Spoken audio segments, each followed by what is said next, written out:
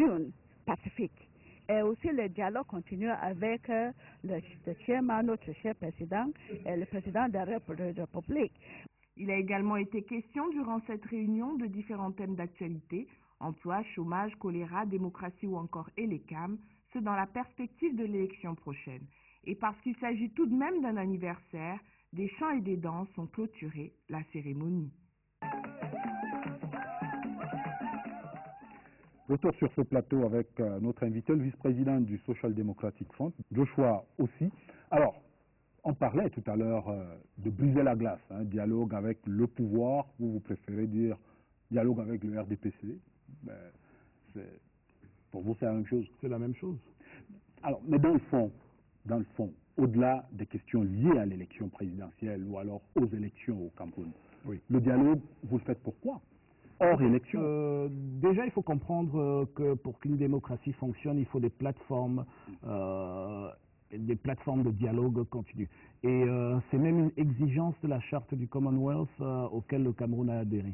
Donc, nous prenons les devants en disant que voilà comment la démocratie fonctionne. Il faut absolument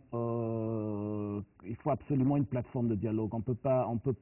Il faut que la politique soit inclusive, c'est-à-dire que toutes les parties soient entendues. Et nous pensons que avec ce dialogue, on peut apporter quelque chose. Nous savons que le Cameroun va dans la mauvaise direction. Et ce n'est pas seulement en criant dans la rue ou bien pendant les conférences de presse, mais aussi pendant des rencontres en tête à tête. Qu'est-ce que vous répondez à ceux qui disent que, enfin, le SDF s'est civilisé? Écoutez, je pense qu'on a toujours été civilisés.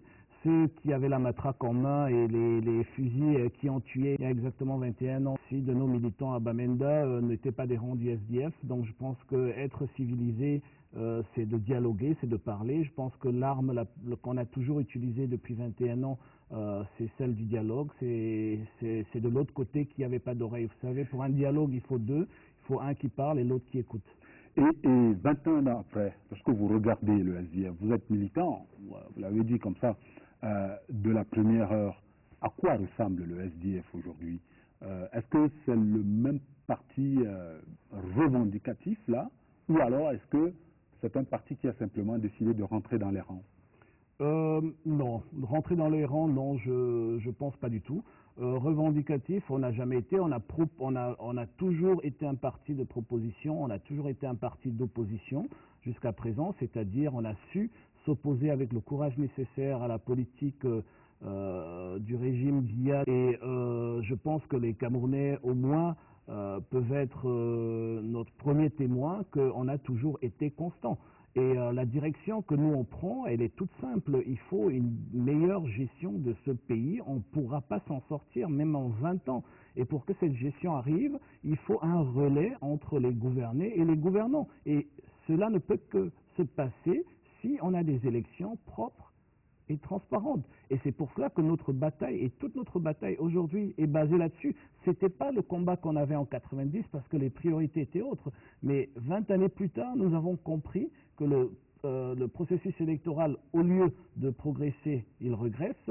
Au lieu de donner plus de garanties aux Camerounais, on donne moins. Et aujourd'hui, en 92, on avait plus ou moins un Camerounais pour une demi-voix. Aujourd'hui, on est presque sûr que les Camerounais ne peuvent pas décider démocratiquement de leur leadership. Et c'est pour ça qu'il faut corriger ça. Donc les batailles ont changé, l'époque a changé, la façon de faire a changé. Je pense qu'en face aussi, l'adversaire a changé. Ils ont compris au début, en 90, le message qui était donné, c'était que le SDF veut détruire le Cameroun. Aujourd'hui, Aujourd'hui, je pense que tout le monde s'est rendu compte que c'est par amour pour ce pays et rien d'autre que nous militons. C'est par amour pour ce pays que nous nous battons. C'est par amour pour ce pays que nous avons tant donné. On a donné de nos vies, on a donné pour certains de leurs affaires, pour d'autres leur travail et pour beaucoup leur famille pour pouvoir mener ce combat-là.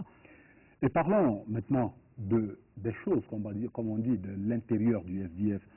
Parlons de ce fameux article 8.2 qui a fait couler beaucoup d'encre et de salive à une certaine époque, qui pèse un peu comme une sorte d'épée de Damoclès sur la plupart des dirigeants du parti. Est-ce que c'est normal? c'est tout à fait normal et je vais vous faire une confidence. Les dirigeants du RDPC rêvent d'avoir un article comme ça dans leur statut. Malheureusement, ils n'ont pas pensé à ça en 85. C'est un article qui un des dirigeants qui vous l'a dit? Tout à fait, pas un seul. C'est un article qui n'est pas unique au SDF. Il existe dans beaucoup d'autres partis dans le monde entier. Vous savez, pour militer dans un parti et pour qu'un parti progresse, il faut un minimum de discipline. Et pour garder cette discipline-là, il faut des règlements.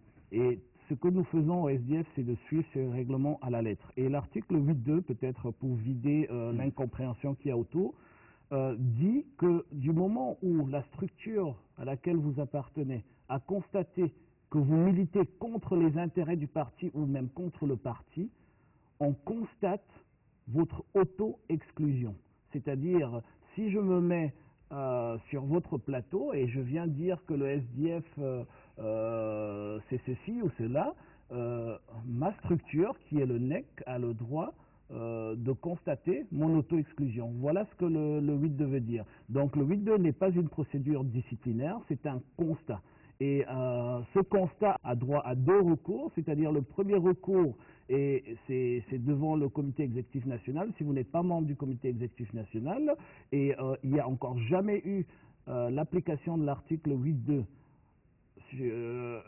sans que le recours soit passé par le comité exécutif national pour soit confirmer ou infirmer cette décision de la base, et ensuite vous avez un deuxième recours au sein du Congrès du parti. Donc je pense que